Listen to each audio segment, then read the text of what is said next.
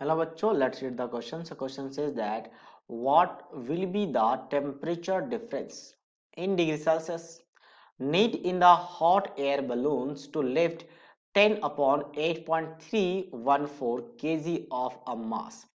Assume that the volume of the balloon is 91 meter cube. The temperature of the ambient air is 17 degrees Celsius. The pressure is 1 bar and air is an ideal gas. Air is an ideal gas with the average molar mass of 29 gram per mole. Now basically क्या है कि hot air balloon है तो उसको क्या कर रहा है, आपके पास कुछ मास है यहाँ पे, जो मास यहाँ पे लिखा गया है कि मान लो ये जो आपके पास ये मास है m, इसको लिफ्ट कर रहा है। तो यहाँ पे बॉयंसी फोर्स लग रहा होगा एयर में। सो बॉयंसी फोर्स जो लग रहा है और यहाँ पे टोटल मास और बलून की वजह से जो वेट लग रहा होगा तो उस वेट से ज्यादा होना चाहिए, तभी ये क्या कर सकता है, लिफ्ट कर सकता है। अदरवाइज अगर इससे कम हो गया तो लिफ्ट नहीं कर पाएगा, या फिर हम ज्यादा से ज्यादा इक्वल कर सकते हैं। तो अब बॉयंसी फोर्स कैसे निकालते हैं, तो बॉयंसी फोर्स मतलब जितना यहाँ पे एयर डिस्प्लेस्ड हुआ है तो जितना कितना एयर डिस्प्लेस करेगा, जितना वॉल्यूम ऑफ यहाँ पे क्या बलून है। तो इसके लिए फॉर्मूला क्या होता है, volume multiply density, density of outside air. ठीक है, आउटसाइड एयर, क्योंकि आपके पास बलून के अंदर भी एयर रखा गया, हॉट एयर है। ठीक है, तो आउटसाइड मतलब कितना एयर डिस्प्लेस हुआ वो वॉल्यूम लिया जाता, वो डेंसिटी लिया जाता उसका, और मल्टीप्लाई कैसे करते हैं किसके साथ, जी के साथ। तो ये हो गया आपके पास किसके लिए, बॉयंसी फोर्स के लिए। अब वेट के लिए क्या होगा, तो वेट के लिए एक तो इसके अंदर जो वॉल्यूम है उसका मास कैसे निकालेंगे, यानी वॉल्यूम v मान लो, दोनों साइड वॉल्यूम v ही रहेगा। उस वॉल्यूम को मैं डेंसिटी ऑफ एयर के साथ मल्टीप्लाई कर लूं। कौन सा एयर, जो आपके पास इनसाइड है, इनसाइड वाला एयर। ठीक है, तो इनसाइड वाला एयर के साथ मल्टीप्लाई करो तो वॉल्यूम इनटू डेंसिटी क्या होता है, मास होता है। तो ये मास आ गया, और ये जो मास लिफ्ट कर रहा है वो मास इस पे ऐड हो जाएगा। तो मास ऑफ लिफ्ट, कितना मास को लिफ्ट कर रहा है, ये ऐड हो जाएगा, इसको जी के साथ मल्टीप्लाई कर लेंगे। तो बेसिकली जी और जी तो कैंसिल आउट हो जाएगा दोनों साइड से, तो जी कैंसिल आउट हो गया। अच्छा, इसको मैं लेफ्ट हैंड साइड लेके आ सकता हूँ, तो क्या हो जाएगा, v को कॉमन ले लेंगे, v सेम है। तो डेंसिटी ऑफ एयर, एयर कौन सा आपका, आउटसाइड वाला एयर, आउटसाइड, और यहाँ पे डेंसिटी ऑफ एयर कौन सा एयर, आपका इनसाइड वाला एयर। तो ये किसके इक्वल होना चाहिए, आपका मास ऑफ लिफ्ट, किसके मास को लिफ्ट कर रहे हैं, आपका 10 अपॉन 8.314, इस मास को लिफ्ट कर रहे हैं, इससे ज्यादा होना चाहिए। अच्छा, अब हम बात करते हैं वॉल्यूम। वॉल्यूम तो क्वेश्चन में गिवन होता है, डायरेक्ट हम रख लेंगे। वॉल्यूम कितना आपका 91 है।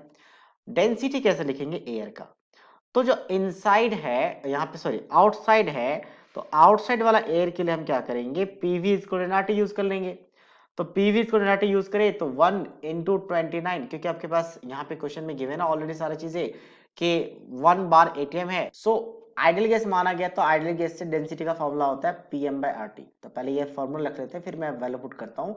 तो क्या हो जाएगा, डेंसिटी पीएम, तो pressure 1, molar mass 29 by R 0.0821 हो जाएगा। ठीक है, 21 हो जाएगा।